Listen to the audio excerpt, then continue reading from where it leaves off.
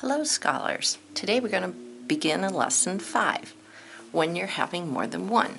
And you guys know what that means. More than one is a plural word. So a plural means more than one. It could be 2, it could be 10, it could be 25, it could be 36, it could be 188, 862, 1,748. It could be 100,000. It could be a billion. It could be a trillion. It could be 87,000 trillion, whatever. If it's more than one, it's a plural. Now remember, most words you just add the letter S to. But this week we're going to look more at the suffix ES.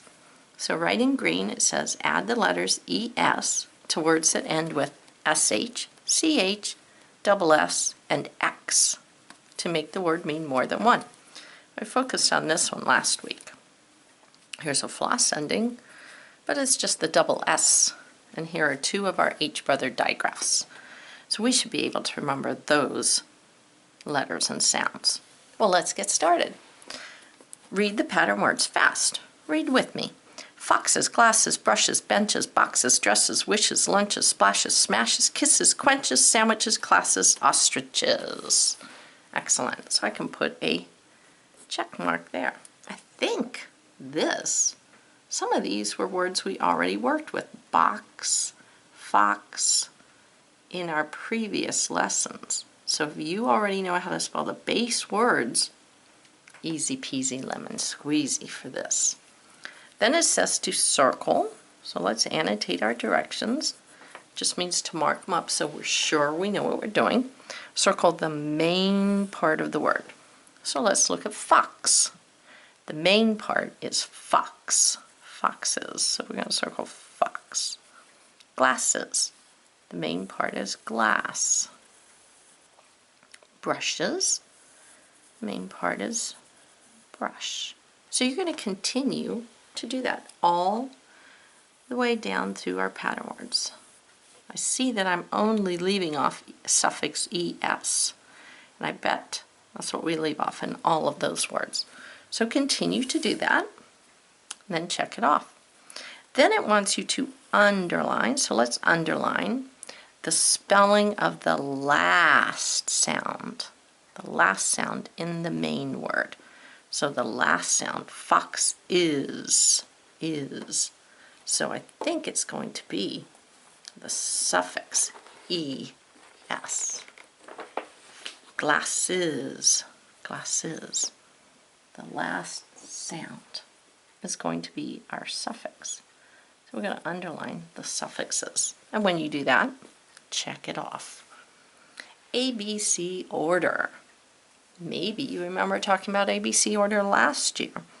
It's how the dictionary is set up. It's how our indexes are set up that we've looked at the back of our informational books. They're in alphabetical or ABC order. That means all the A words are first, then all the B words, then the C words, then the D words, then the E words, and the F words, and so on. You can pull out a dictionary and look at it and see if that's not how it's set up. So we're going to write these two sets of pattern words in ABC order. Ooh, here's a really important hint. If the first letter is the same, look at the next letter. Ooh, that's important.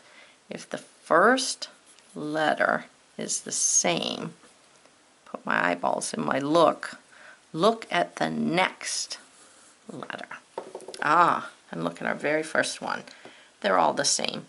Boxes, benches, brushes. So I have to go to the second letter because that's what it told me to do. So now I have an O, an E, and an R. So of the O, E, and R, which one's closer to the beginning of the alphabet? A, B, C, D, E. Ooh, E. I think it's going to be this one.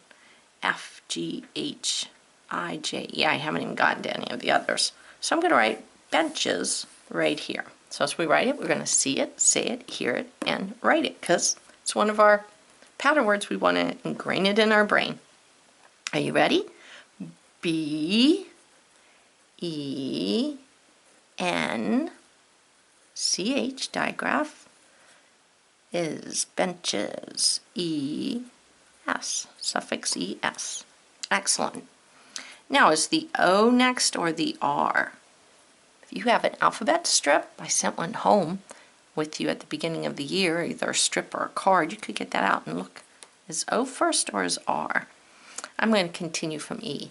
F, G, H, I, J, K, L, M, N, O. I think this one's next. Let me see. O, P, Q, R. Oh, yeah. O is next, and then R is not far behind. So we're going to write boxes. See it, say it, hear it, write it. Feed your brain 4 ways. You ready? B, O, X, suffix E, S. Perfect. And then, of course, our last word's going to be brushes.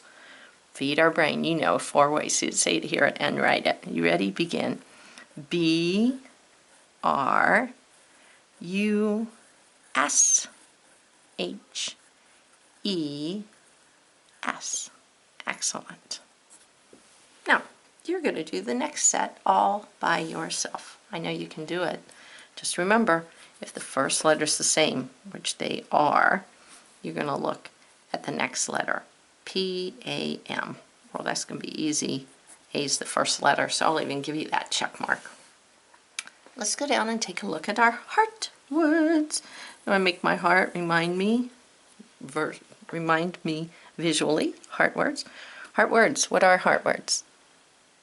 That's right. Words you have to memorize by heart. You have to know them by heart because they do not look the way they sound. So our 2 heart words are only, once. Let's say those together. Only, once. And now I see the word on, but it's not only, it's only. That's why it's a hard word.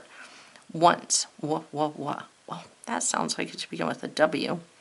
But just like one, the number 1, O-N-E, once, O-N-E.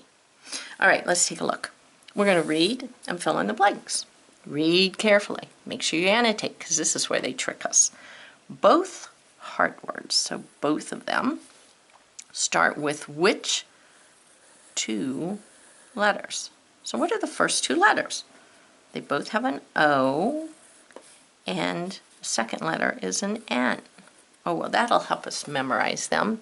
We know they both have O-N at the beginning.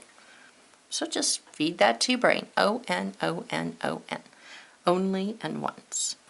Then you're going to read which heart word ends with the sound S. I'm going to write that down.